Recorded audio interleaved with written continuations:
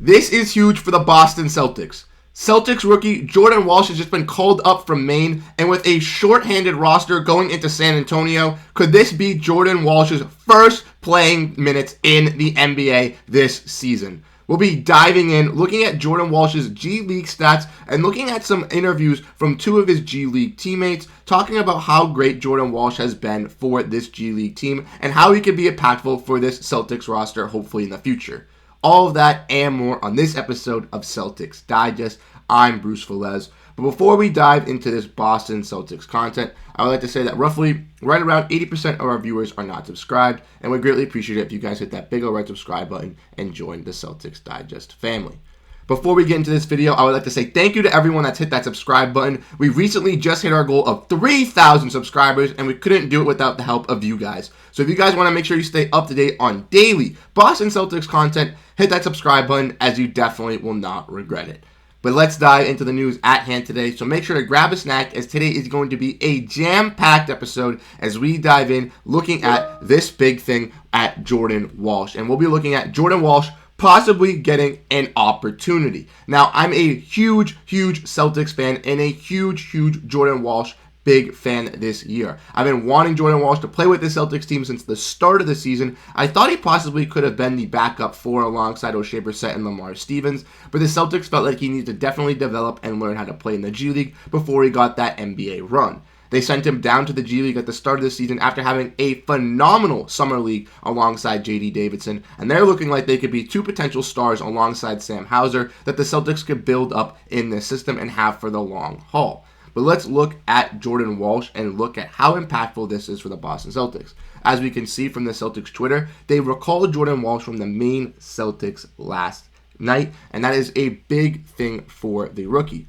Like I mentioned in the intro, he has not played a single minute in the NBA yet. And I had a graphic that I found on Twitter yesterday that I completely lost, so I want to know if somebody can find this out for me. But Jordan Walsh is one of, I believe, 3 or 5 rookies on this whole draft class who has yet to take a step on this NBA court and play NBA minutes yet, and I really want to see him get that opportunity. We've seen him called up plenty of times in the past, and he just hasn't been able to get his shot and hopefully reverse a slow starting team in the San Antonio Spurs, not one of the greatest, and having a little bit of injury problems with the Celtics tonight. Maybe he'll get some run. As you guys can see, the Celtics posted this photo of Jordan Walsh, all smiles as he's back in Boston last night. If we want to keep looking into this, we can see that looking at the injury report ahead of San Antonio's game tonight, Keith Smith tweeted this out last night. Jrue Holiday has a right elbow sprain. He's questionable. Kristaps Porzingis with right knee inflammation is also questionable. And Derrick White with a left ankle sprain is also questionable ahead of tonight's game. Now, you may be asking, if Jrue Holiday and Derrick White are out, that's not where Jordan Walsh is playing, so how is he going to get some more playing time?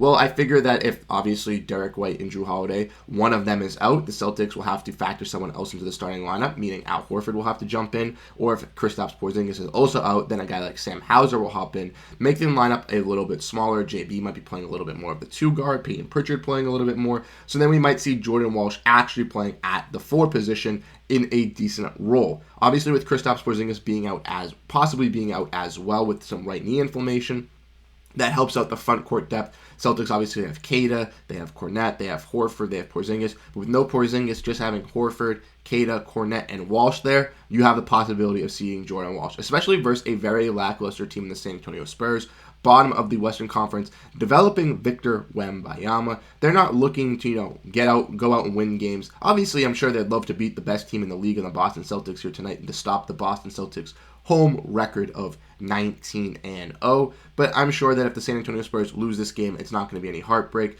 I'm sure that the Celtics will be very cautious with Kristaps Porzingis as well. At this moment, we have no update on Kristaps Porzingis' injury, but if Kristaps Porzingis was not to play versus the San Antonio Spurs today, I would not be concerned, as even though it would be cool to see him go against Victor Wembanyama in that cool matchup, if the Celtics want to keep him healthy and make sure that this team has the best chance of winning a championship, resting Kristaps Porzingis versus a team that isn't the greatest might be a smart move. But let's look at some quotes from some of Jordan Walsh's teammates that have kind of sparked some interest. We want to look at this tweet, from Noah Dalzell. This is from Derrick White, on the Celtics squad, and she spoke with Derrick White about Jordan Walsh, who's back in Boston today. And Derrick White in this clip was talking about it, but he basically said that Jordan Walsh is a kid that just wants to get better each and every day, and always is asking questions and stuff like that. It will be good to see him again, even when he's not with us. He's still a part of us. And that's what you love to hear coming out of Derrick White. Even though Jordan Walsh is part of this 15-man roster, he is playing down. He's not on a two-way deal, so he is part of this main Celtics team and part of the main team as well. But he does get sent down just to play and actually get some rhythm because, with the Celtics lineup, they only usually run 8 or 9 guys on a normal night. They're not going to be running Jordan Walsh. So Jordan Walsh goes down there, gets his experience. But when he comes back up, he's part of that team. And even when he's sent down, he's still part of this Celtics team. And if we want to look at this tweet as well from Noah Dalzell, really getting in on all this Jordan Walsh news, which is very, very great for this video. She caught up with Jordan Walsh's G League teammate, NBA vet Tony Snell, who, until Isaac went to the G League game, I did not know was on the Boston Celtics, but is a great G League piece to have, and he thinks Walsh could eventually be one of the best defenders in the NBA. He could be an excellent elite defender. He's gifted in that aspect, and he could be a top first all defensive type of guy, and that's something you really love to hear. Tony Snell obviously played in the NBA, maybe not the greatest accolades, probably known the most for, having his 0-0-0 game, but Tony Snell was a solid defender in the NBA and could hold his own. So him recognizing this in Jordan Walsh is great to see. I've also seen some tweets from some of the people covering the main Celtics team, and they've talked about how Jordan Walsh has been exponentially great on defense. Isaac saw him play in the G League and talked about how he's a little bit selfish on offense and needs to learn how to be a little bit better on that side of the ball, but his defensive side of the ball is really killer. And if we want to look at Jordan Walsh's G League stats, you guys can see averaging right around 15 points, 6.3 total rebounds, and 1.8 assists. So he's doing solid in the G League and putting up some great numbers. We've obviously seen some guys go down to the G League from the Celtics roster. We saw Dalano Banton go down a couple nights ago, and he put up a whopping 28 points to help out the main Celtics.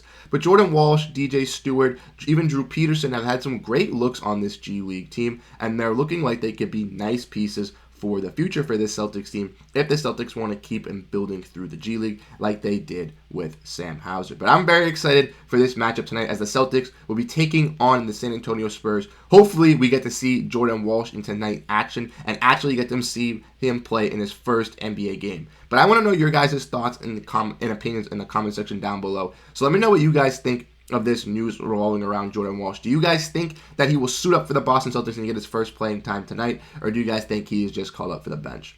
Hopefully, he will get his playing time. I'm very excited to see him play. I've been waiting to see Jordan Walsh play since Media Day when he gave us that great introduction. He was the first guy to talk to Mark D'Amico. He gave us a brilliant introduction to who he was, how he wanted to dive for the ball, be a tenacious defender, and be everything that the Boston Celtics want in a guy. He embodies the Celtics culture, and I can't wait to see what he can do for this team eventually when he gets the opportunity in the future. But let me know what you guys think in the comment section down below, like I mentioned. Thank you guys so much for 3,000 subscribers and tuning into this episode. The Celtics take on the San Antonio Spurs tonight, and hopefully will keep their win record at 20-0 for their home stand. Thank you guys so much for listening to this episode of Celtics Digest. I'm Bruce Veliz, and I'll catch you guys in the next one. Peace out.